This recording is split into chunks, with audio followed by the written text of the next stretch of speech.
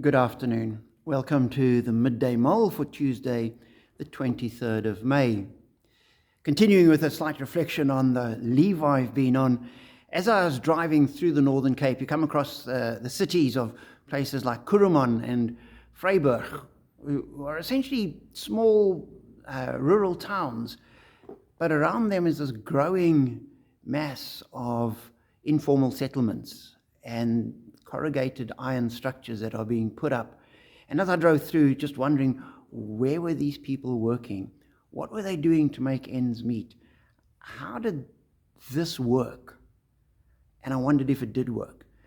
And it really just highlighted the complex world that we live in, that there's a world of beauty and glory and magnificence, and at the same time there's a world of suffering and problems and pain.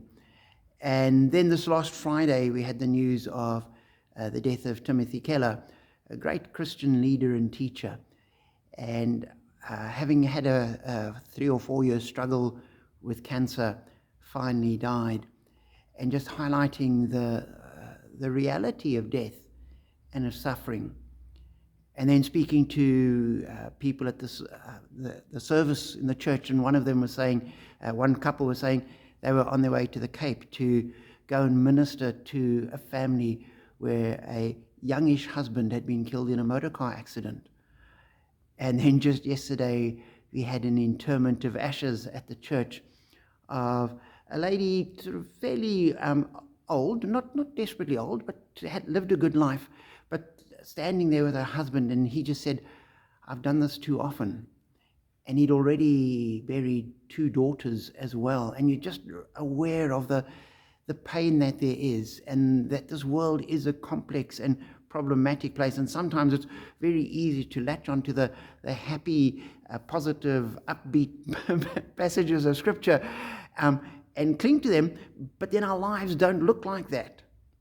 And today one of the passages we read is from the Psalms, Psalm 77, and the Psalms have got some very, very realistic passages in them.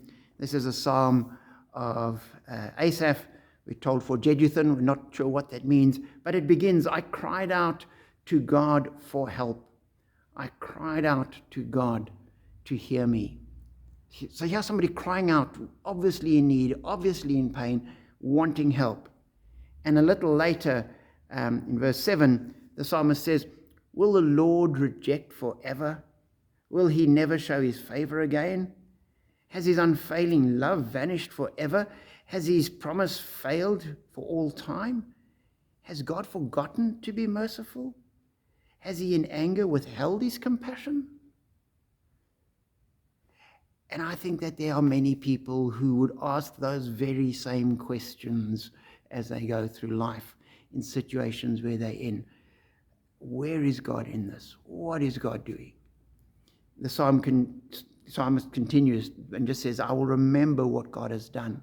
That doesn't say his situation has changed. He still has these questions, but he remembers the God whom he worships.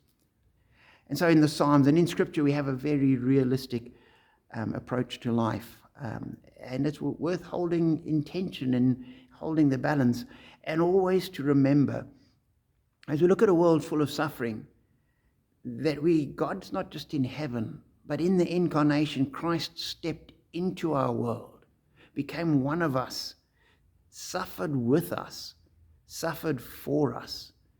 We have a God who knows about suffering. And in Jesus, we could see that his suffering had purpose. And we trust that all suffering is working in some way. We have no idea how. And at times it's a complete mystery to us. But we believe that there is a purpose, and that God is working, and that the God of the Bible is there in the midst of it, holding us, looking after us, carrying us through.